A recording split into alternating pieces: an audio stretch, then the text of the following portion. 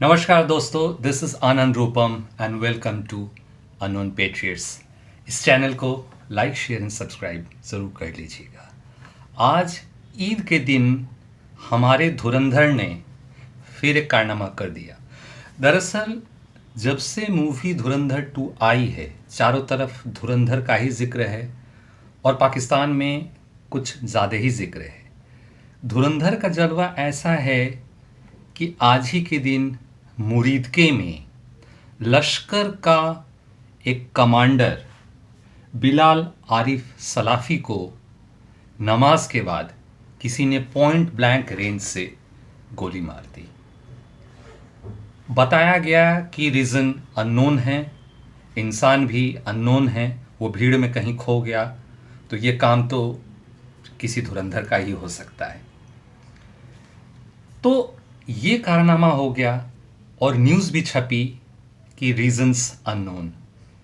ऐसी ही न्यूज़ बार बार पिछले कई सालों से छपती आ रही है और इसके पीछे का रीज़न होता है धुरंधर।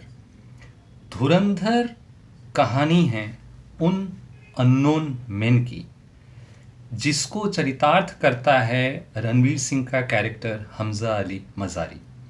ज़रा सोच के देखिए कि ऐसे धुरंधर जो अपने आइडेंटिटी को खो के दूसरे देश में जाके कंप्लीटली एक नए कैरेक्टर में, नए आवरण में खुद को ढाल लेना और वहीं का हो जाना और वहीं किसी लड़की से शादी तक करनी पड़ती है। ऐसे जो ऑपरेटिव्स होते हैं, स्पाइज होते हैं, इनको प्रिसाइज वे में, ताकि एक से एक बारीकियों का ध्यान रखना पड़ता है। मूवी में दिखाया भी गया है कि कैसे कुरान की ट्रेनिंग होती है, उर्दू के साथ बोलना, लिखना, पश्तो, दरी, ये सारे लैंग्वेजेस, अलग अलग डायलेक्ट सीखने पड़ते हैं, खतना तक कराना पड़ता है ताकि चूक की कोई गुंजाइश ना रहे। तो ज़रा सोच के देखिए दोस्तों कि हमारे आर्म्ड फोर्सेस में जो हैं, जो सामने लड़ते हैं, ग्रेटेस्ट रेस्पेक्ट टू देम, पर उन्हें सम्मान मिलता है। पर ये लोग जो होते हैं, कभी कभी स्पेशल ग्रुप के बारे में अलग से कभी चर्चा करूँगा कि कैसे स्पेशल ग्रुप में ऑपरेटिव्स को ट्रेन किए जाते हैं। इनका मेंटल टफनेस एक अलग लेवल का होता है। ये एक अलग ब्रीड के लोग होते हैं जिनको चूज़ किया जाता है, जिनको ऑपरेटिव्स बनाया जाता है। वो उस मोल्ड में ढलते हैं और उसके बाद उन्हें भेजा जाता है। और आप पूछेंगे कि फिर ये जो ऑपरेटिव होते हैं, इनकी फैमिली लाइफ कैसी होती है?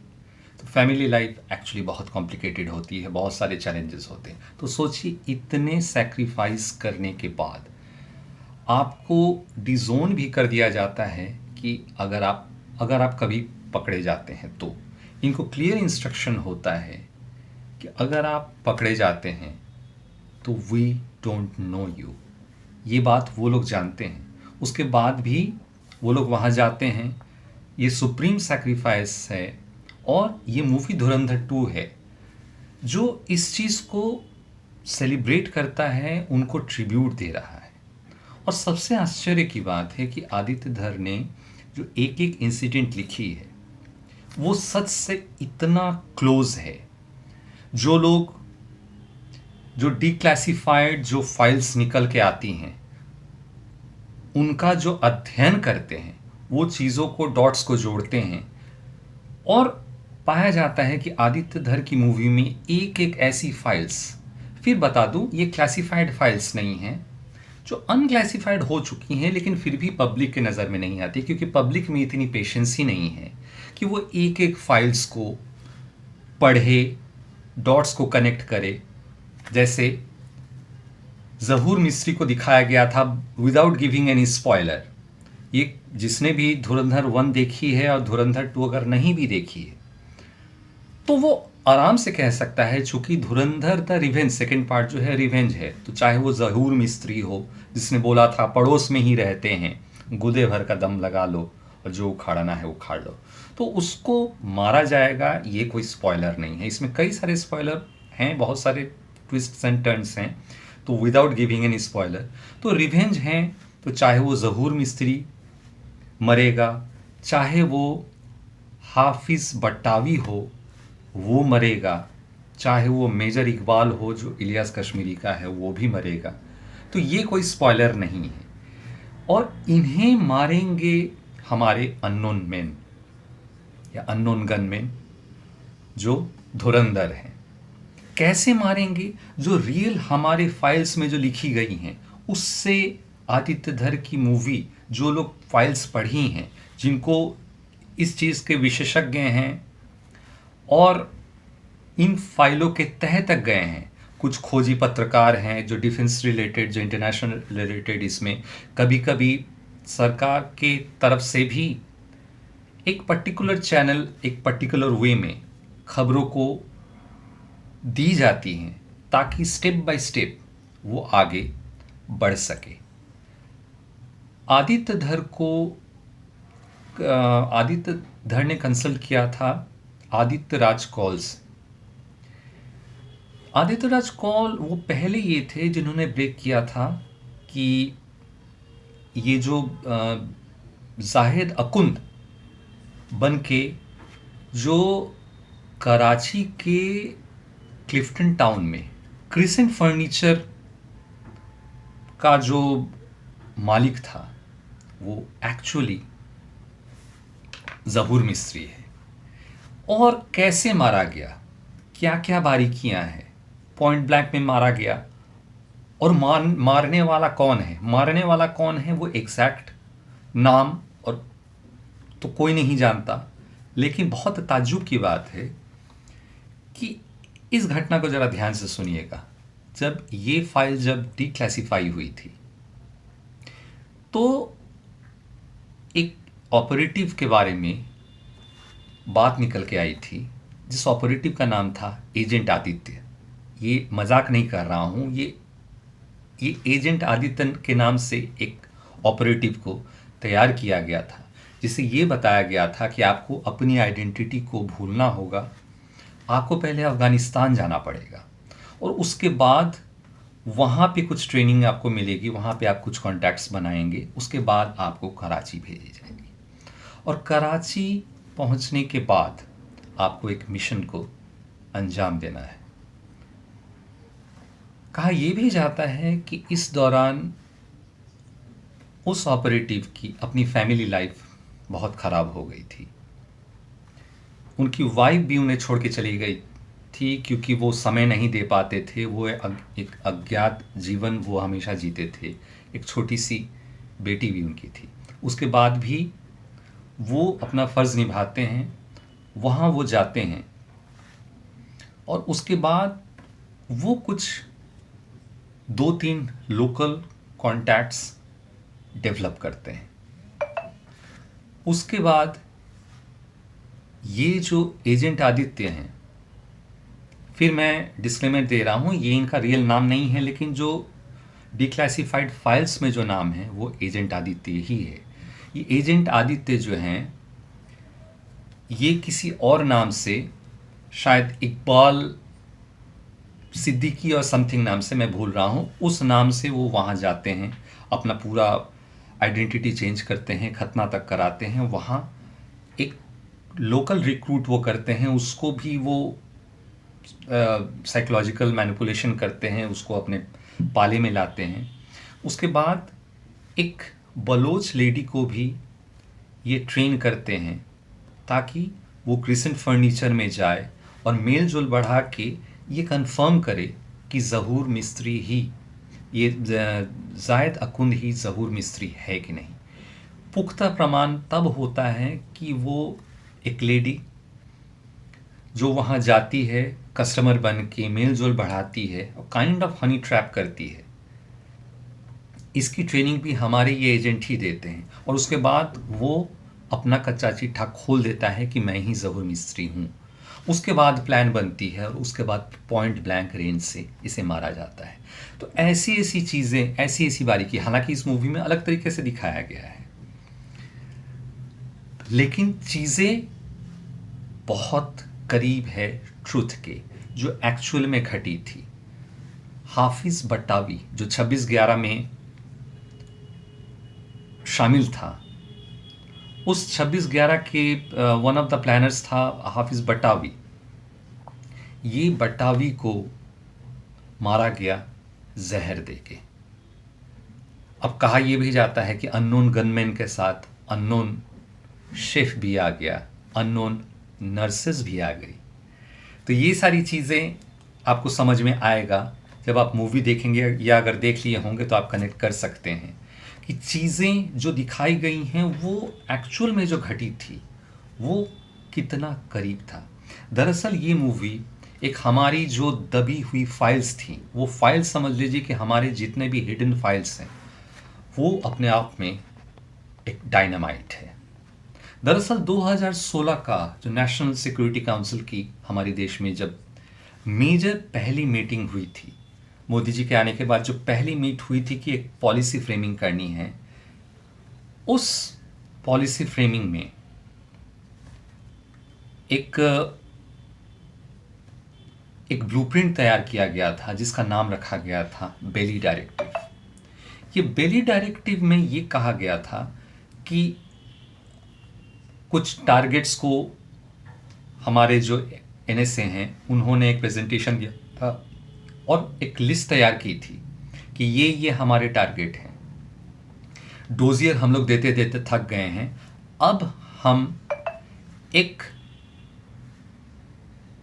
ऑपरेशन करेंगे, ऐसे ऑपरेटिव्स को तैयार करेंगे। मूवी में दिखाया गया है कि अजय सान्याल जो हैं वो प्रेजेंटेशन दे रहे हैं मिशन धुरंधर, वहाँ एक्चुअल में नाम था बेली डायरेक्टिव। ये बेली डायरेक्टिव का प्रेजेंटेशन अजीत डोभाल जब एक्चुअल में पीएम के सामने, होम मिनिस्टर के सामने जब उस मीटिंग में ये करते हैं तो वहाँ पे तय हुआ था कि वी विल हंट देम। कहा जाता है कि अजीत डोभाल जो ऑपरेशन रॉथ ऑफ गॉड है, जो म्यूनिक मूवी में भी दिखाई गई थी, जो म्यूनिक ओलंपिक में, जो 71 के ओलंपिक में जो इजरायली प्लेयर्स मारे गए थे, उनको लगभग 10-12 सालों तक ढूंढ ढूंढ के जो चुन चुन के मारा गया था, उसे रैथ ऑफ गॉड कहा जाता है। और रैथ ऑफ गॉड के जो मास्टरमाइंड थे एली कोहेन, उनसे क्लोज संपर्क में भी अजीत डोभाल रहे हैं और उनसे वो बहुत प्रेरित भी हैं। और रैथ ऑफ गॉड को बहुत डीपली अजीत डोभाल ने स्टडी भी किया था और रैथ ऑफ गॉड का उल्लेख भी उन्होंने किया था कि जब म्यूनिक ओलंपिक में जब इजरायली सोल्जर्स मारे गए थे तो मोसाद ने या इजरायली प्राइम मिनिस्टर ने, जब गोल्डा मेयर हुआ करती थी, वो घोर निंदा और कड़ी निंदा करके छोड़ नहीं दिए थे। उन्होंने ऑपरेशन रैथ ऑफ गॉड किया था। तो हमें भी ऐसा ऑपरेशन करना पड़ेगा, एक बेली डायरेक्टिव, एक फ्रेमवर्क तैयार करना पड़ेगा और उसके बाद चुन चुन के अननोन मैन का कहर पाकिस्तान में छुपे जो आतंकी हैं उन पे पड़ता है। और बात करते हैं उसके बाद एक बहुत बड़ा major operation, operation blue leaf. Original नाम ऑपरेशन ब्लू लीफ था। ये ऑपरेशन ब्लू लीफ नोटबंदी कराता है। इसी ऑपरेशन ब्लू लीफ में तैयार किया गया था जब अजीत डोभाल के पास जब एक सर्टन ये आता है कि लगभग 50,000 करोड़ या 60,000 करोड़ जब देश में घुसने वाला है, उसके बाद एक प्लान तैयार किया जाता है और सडनली नोटबंदी लाया जाता है। और उस नोटबंदी के बाद ही जावेद खनानी एक अंडर कंस्ट्रक्शन बिल्डिंग से गिर के मारे जाते हैं। फिर लिखा जाता है कि वो बंदा जो है सुसाइड कर लेता है, लेकिन आप सच जानते हैं और इस सच को इस मूवी में दिखाई भी गई है। डिटेलिंग इस मूवी में आदित्य धर ने इतना किया है कि एक्चुअली जब उस बिल्डिंग के छत से गिर के वो मरा था तो उस दिन बारिश हो रही थी। मूवी में भी ये दिखाया गया है। तो आप सोच लीजिए कि पिक डिटेलिंग कितनी है। और ये जो यूपी के माफियाओं के साथ लिंक है, ये कोई छुपी हुई बात नहीं है। अतीक अहमद का आईएसआई के साथ लिंक था, ये कोई छुपी हुई बात नहीं है। आपने देखा होगा कि योगी आदित्यनाथ आने के बाद बहुत सारे अवैध बूचड़खानों पे जो है रेड्स पड़ते हैं। वो कारण क्या था कि जितने भी नकली नोट्स थे और कैश का हवाला का कारोबार और जितना भी ड्रग्स और आर्म्स का एक जो सिंडिकेट था, वो अवैध बूचड़खानों से हुआ करता था। इसके बारे में जिक्र आपको इस मूवी में मिलेगी। तो एक एक चीज़ की डिटेलिंग, और सबसे एक बड़ा इंटरेस्टिंग बात कि इसमें जो दिखाया गया था कि उज़ैर बलोच को दुबई एयरपोर्ट से पकड़ा गया था। इंटरपोल को किसी ने टिप ऑफ दे दी थी कि उज़ैर बलोच दुबई में है और दुबई के एयरपोर्ट से उठा लिया गया था। और एक मज़ेदार बात, बाद में जेल में उस पर यह भी फ्रेम किया गया था कि उज़ैर बलोच का इंडिया के लिए वो मुखबिरी करता है। तो ये सारी चीज़ें आपको देखने को मिलेंगी, और ये सारी चीज़ें एक्चुअली उज़ैर बलोच के साथ भी ऐसा हुआ था। बट्टावी जो हैं उनको या तो कहा जाता है कि खाने में जहर दे दिया गया था। जावेद खनानी जो है अंडर कंस्ट्रक्शन बिल्डिंग में रात के 8 बजे उस दिन बारिश हो रही थी, सुसाइड कर लेता है, लेकिन वो सुसाइड नहीं था। दबिस्वर में सभी जानते हैं कि हमारे अननोन धुरंधर जो है ये कारनामा उन्हीं का है।